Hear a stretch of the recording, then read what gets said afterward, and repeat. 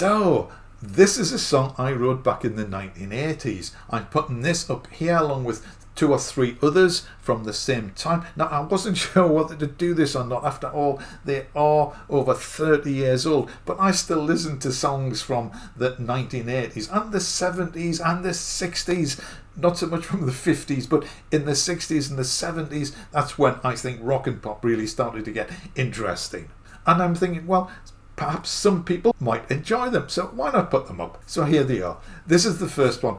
And most pieces of music, I think, have a little bit of a story attached to them. This one, I think, is interesting from a technical point of view, which we'll get to in a second. But let's start at the beginning, which I have been told is a very good place to start. Now, in the 1980s, you can read a little bit about my 1980s studio setup here. There'll also be a link in the description. My main recording machine was a Teac A3440. It was a 4-track multi-track tape machine, and I got this to record electronic music with my Roland 100M system, but also for recording songs. Now, in the 80s, I think every single musician was writing songs and trying to get them published. And there are horror stories, if you like, of music publishers just being inundated with cassette demos of songs, and they didn't listen to them, they just threw them in a bin. So at the end of the week, they had this big bin full of cassette demos, which they just threw out into the rubbish. Now, for the record, none of my songs actually gone anywhere. They were never taken up by a music publisher, although one did have a brief brush with fame, which I'll get to when I make a video about it.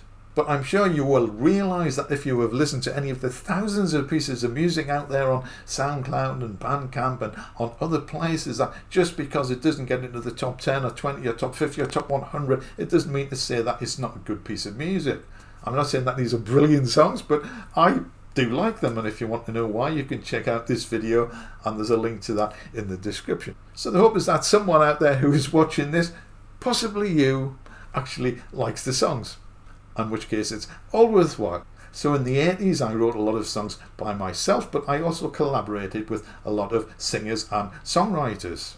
Now, here's a thing that you might like to think about. Now, I'm a composer, but I also do words. So why did I need to collaborate with someone? Well, I found that quite often working with someone else gave a result which was greater than the sum of the parts. In particular, from my own point of view, I found that other people could be inspirational or provide that little spark of inspiration, which led to a piece of music. Now, this particular piece, Diamond City, was written in collaboration with a lyricist called Pinar Ali. Now, I actually have the original lyrics and music. Would you believe? I think these are the original lyrics by Pinar Ali, and I sort of rewrite them a little bit to fit the music, and that's got the chord symbols over the top. And this is my scribble, this is my music, my notation. It is neater than I remember. On historical documents, and what's quite amazing, I think, is the fact that I still have these. But having said that, I still have my music notebooks going back from the very first pieces that I wrote when I was about 16. Now, I was never very prolific, so I don't have dozens and dozens and dozens of them.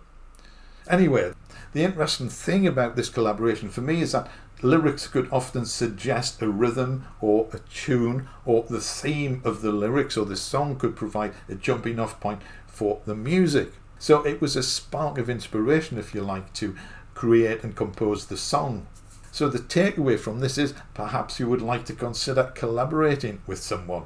See what happens, see where it goes. You never know. Now, this is not always going to work out. Of course, I had some very interesting collaborations in the 80s. However, in the 2000s, I tried a collaboration with a woman who had her own band. She was a great guitarist, and although we got on well, just our musical styles didn't work together. She was more country oriented, and I was more sort of pop and rock oriented. And we both struggled to do anything with the other one's musical ideas. You don't necessarily have to be on identical wavelengths, but there does need to be some point of mutual musical interest. So I had the song written. Now, When it came to recording, my main piece of equipment was my Elka Organ, which was a fantastic instrument for the time. It had drawbars, it produced a fantastic organ sound, it had pianos, it had strings, it had brass, all sorts of stuff. But what I didn't have in my studio was a drummer or a guitarist. Now, I did have the role in Teac A3440, but it was hardly Bill Bruford or Keith Moon, bless him. And although the Elka had built-in drum sounds, they were a little bit plasticky. So I didn't have anything to get the rock or the pop drum vibe. Now, I didn't have a guitar either, so I sort of lacked the two mainstays of the average pop or rock band of the time. However, I still made some demos using the gear that I had, and they may or may not see the light of day on this channel. But the pieces that I'm going to put up now, at least, were recorded not by me, but by a professional recording studio. Now, the sensible thing to do, I suppose, would be to ask them to record one demo, and if that was okay, then ask them to do other demos. But for some reason, I actually give them 3 or 4 songs to record at the same time. Now, I can't quite remember why, but perhaps they had an offer, buy 3, get 1 free, or perhaps they had a special deal for making song demos. But the result is these 3 or 4 songs, which they did in a batch, and which I was more or less stuck with. Now, as you've seen, I gave them the music, the lead sheet, the notes, but I also gave them an audio recording, which was me playing the tune on the organ, so they could get a feel for it, they could get the vibe, and more to the point, they could get the tempo right. Now, to me, one of the most important aspects of this song was the gritty organ accompaniment. And when I got this demo back from them, not only did it not have an organ in it, it was the wrong tempo. It was too slow. So I'll just gloss over the whys and wherefores because I've no idea why they made it as they did. However, I was not happy with it. Now, in a modern DAW, I could have just imported the files, adjusted the tempo, added an organ track, no problem. Back in the 1980s, I had a Teac 4-track machine. Computers hadn't really been invented, and this just wasn't a possibility. But I was not going to send this demo out as it was. So my solution to the problem was to record this from the demo tape which they gave me onto the 4-track. I then added the organ part, which they had so seriously missed out, using my Elka Organ. Now, that still meant the piece was too slow. So my solution to this was to use the Teac's vary speed control to increase the speed to the correct tempo. Now, if you've ever messed with a tape recording or indeed a digital audio recording, you will know that typically if you change the speed or the duration of a piece, then you also change the pitch. So speeding it up meant that the pitch of the piece went up as well. Now, in a modern DAW with its wonderful digital audio algorithms, you can change the duration or the pitch of an audio recording independently. So again, that would not be a problem today. But at the time, that was the way music technology worked. The two went together, pitch and duration. Now, I don't think it was a massive increase in pitch, possibly just a few semitones. But again, if you've messed about with audio in this fashion, you will know that not only does it increase the pitch, but it also shortens the transients.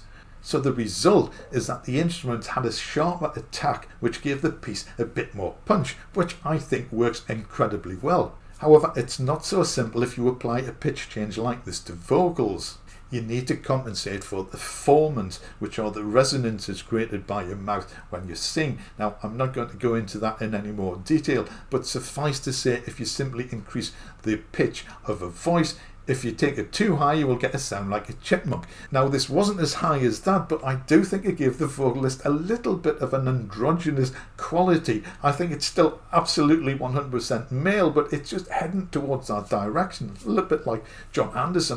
But with all that said, I think the end result is actually far, far better than the original demo which they created. So eventually I was happy with the end result. The main concern at the time when copying and bouncing down and mixing down from tape to tape to tape is that you reduce the audio quality. So I was a little bit wary about doing that. However, I don't think the end result was too bad quality-wise.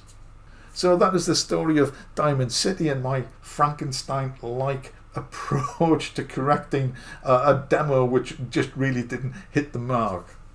Now, as usual with my music, I have added visuals to this, which I hope will enhance your listening and viewing enjoyment. So if you do like the music, if you found this introduction interesting, if you enjoyed watching this video, then please do consider subscribing, ringing the bell, thank you, and clicking the big thumb. It really does help.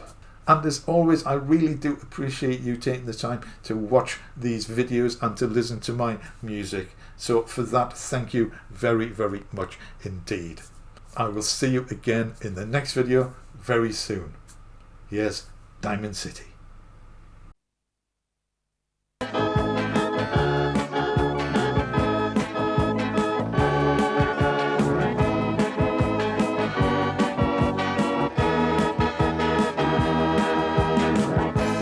Diamond City in a concrete jungle. Tower of blocks reach